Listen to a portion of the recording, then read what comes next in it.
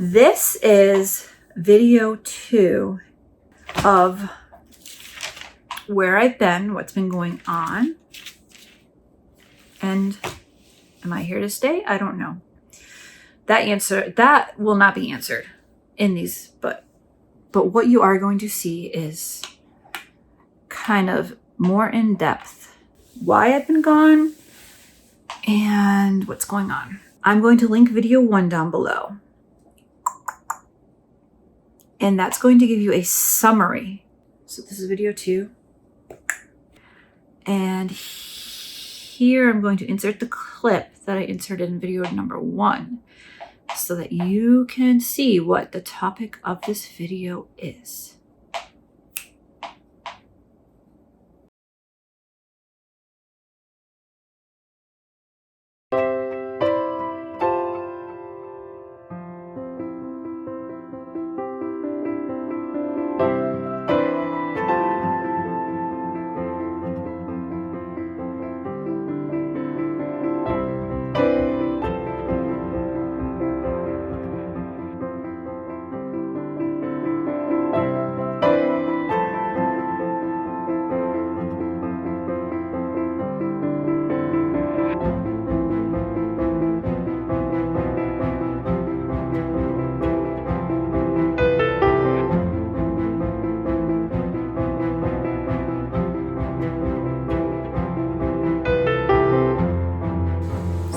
Yes, that is correct.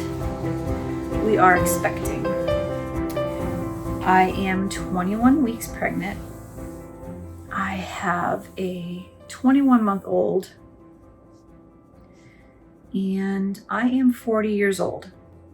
Being pregnant at 40, even compared to 38, is so much different. It is harder. And of course, having a 1-year-old makes it harder too. So I have my notes here. Yeah, I'm pregnant with this is my 4th pregnancy, my 3rd child. I have a 1-year-old and I'm 40. So we are going to rewind a little bit. Okay, a lot of it. I have a teenager. When he was about 2 years old, in 2008, I got pregnant. It was an oops. And I had a late first trimester miscarriage. And it was the miscarriage where I realized that I indeed wanted another child. During that pregnancy, I was so fearful of how I was going to handle 2 little ones, but more so how I was going to take care of my toddler who was just in the beginnings of his autism diagnosis, and life was rough. And then I was worried about how was I going to love this 2nd child as much as I love my 1st. And I would later find that is a very common fear of parents, mothers. But it was the loss that it took the loss for me to realize I want babies. I want lots of babies. The loss was devastating. The experience was horrible. I ended up in the ER with lots of bleeding. Most of the screaming and crying was from the emotional loss. It was painful because I was late first trimester. I had actually found out on my birthday that the baby had no heartbeat. The prior ultrasound to that, the baby had a heartbeat. So we thought everything was fine. And then on my birthday, I had an ultrasound and the baby had passed. I made them do another ultrasound to make sure, and there was no heartbeat. But it was not real until the actual passing of, the baby leaving my body. So that was devastating. And then after I recovered, we decided to try. It took 10 years to conceive my 1-year-old. I never did fertility treatment, but I did a ton of tracking and testing. I was morbidly obese. I was very big. And in 2015, I finally went to my OB and directly said, what else can we do? Because time is running out. And she said that the number one thing I could do was lose weight. She did a bunch of testing, and I do have PCOS, polycystic ovarian syndrome. And losing weight can help with that. And I knew I needed to lose the weight. It was just, it's everyone knows it's super hard. So I dedicated my time to losing the weight. By late 2016, I had lost 135 pounds. And then I stopped. I believed I was 170 pounds, so I was still overweight. But I was seeing nutritionists, I was seeing dietitians, I was seeing my OB, I was seeing my doctor, and I was seeing a doctor that specializes in weight loss. I went to meetings regularly. I went to my nutritionist regularly, and those were the key things that helped me. I knew what I had to do, but being able to talk about it, being held accountable, and getting support from somebody outside my friend and family circle was really key for me. So by late 2016, I had my weight loss stopped, and it bothered me for a little bit.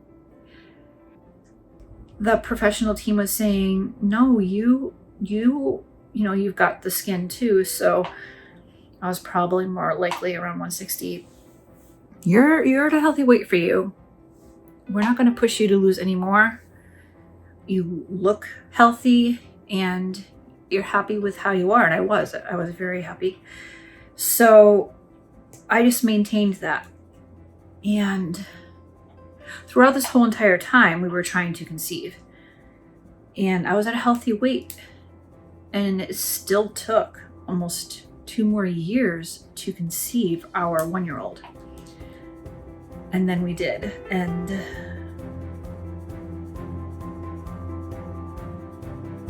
when I got that positive test, I couldn't believe it. Trying not to cry. So, during that pregnancy, I had a goal to not gain more than 20 pounds, but I gained like 30 pounds. I wasn't too upset about it. That's not a huge gain. That's like a moderate, acceptable gain. And after I gave birth, about a week after, I weighed myself, and I was 15 pounds from my pre-pregnancy weight. That's not bad, and I felt like that was very attainable. However, I was breastfeeding, and my cravings and my appetite were far more intense while breastfeeding than with pregnancy. And, you know, you get told if you breastfeed, you're going to lose the weight fast. That's not always the case. And, you know, I'm on a lot of breastfeeding forums, and this topic comes up a lot. I'm not the only one who gained weight while breastfeeding. A lot of people do. And these forums are often run by lactation consultants and professionals. And I heard many times that some women, they hold on to the fat and they gain weight. And for some reason, that is their body's way of trying to sustain breastfeeding. I don't know that I 100% agree with this. It has to do with hormones and stuff. I don't know that I 100% believe this, It definitely makes me feel better about it, but that's just something that I was told, and I read a few articles about it. So when my 1-year-old was about 13 months old, he started to cut way back on nursing. And during the time that I nursed him, I got mastitis, I think 4 times. And when he started cutting back, I got mastitis, and I had so much engorgement and discomfort. By the time he was maybe 14 months old, he was only nursing like 3 times a day in a 24-hour period. So I decided to finish the weaning process because I was so uncomfortable. And I was also, because he had gone from nursing like every 2 to 3 hours to 3 times a day so fast, I was back to that stage in the very beginning of nursing where you're just in pain. Your nipples hurt and they burn, and that was no fun. I wanted to make it to 18 months, but he was telling me and I was telling me that we did good and we were done. So he was completely weaned by 15 months, I believe. And we're now in April. And during the month of April, I dropped 10 pounds. It just melted off. My energy skyrocketed. So when you nurse, your body releases a hormone, and I can't remember the name of the hormone. If I look it up before I post this video, like while I'm editing, I'm going to insert it right here.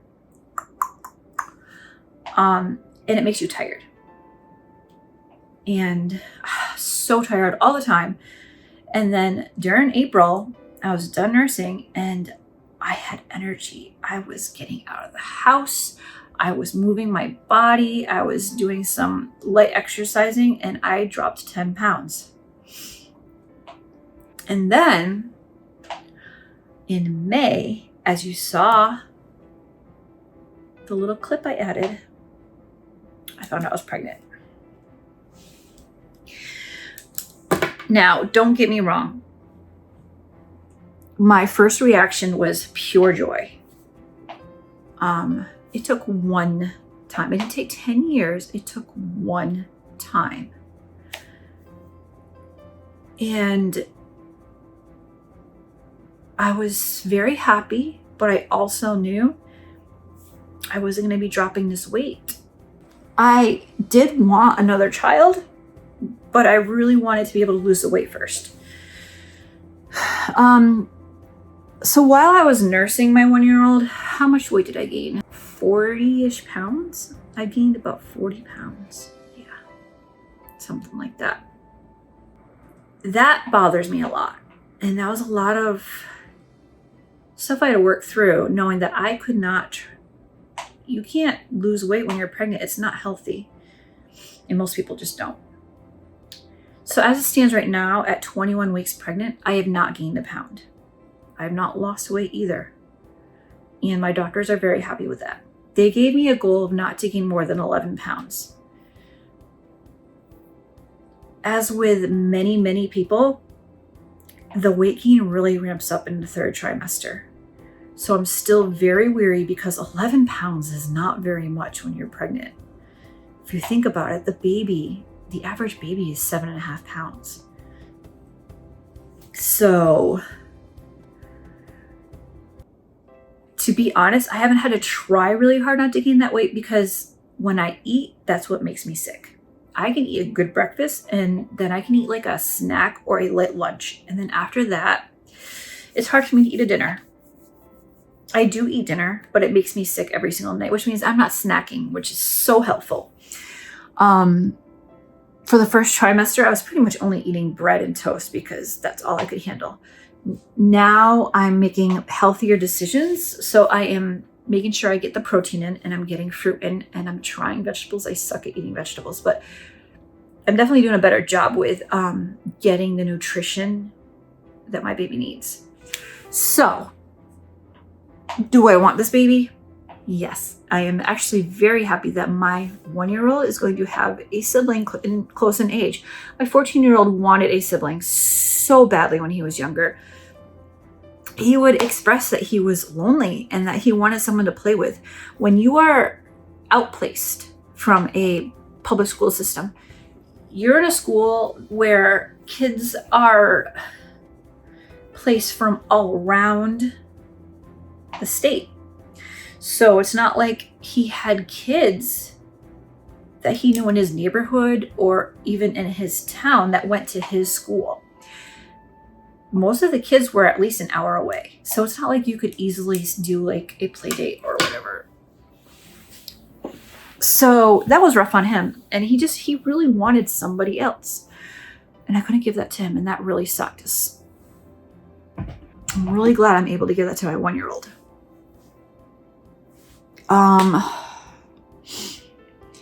So that's great. I've been exhausted. I've been dealing with taking care of my 1-year-old, and my 1-year-old does have some developmental concerns, and that has been putting a stress on me on top of the pregnancy, both emotional and physical. Emotional, I am incredibly more emotional with this pregnancy. So his developmental concerns are weighing on me and my overall current state of mind. So to recap, I am pregnant. I am 21 weeks. I am not going to be big on showing you my belly because I am just not comfortable with that. I'm not going to do very many pregnancy videos. I do think that I'm going to show you things like line progression, the emotions I went through with whether or not this baby would be viable. Everyone worries about that, but when you have a miscarriage and you're in the first trimester, that is the primary thing that you think about every single day, many times a day. So I want to talk about that, and I want to talk about general like first trimester, second trimester symptoms to help some people who are brand new to being pregnant. But it's not going to be a weekly thing. It's not going to be a regular thing. It's just something I'm going to share along the way. All right, so I'm going to finish this, end this. See you guys in a little bit.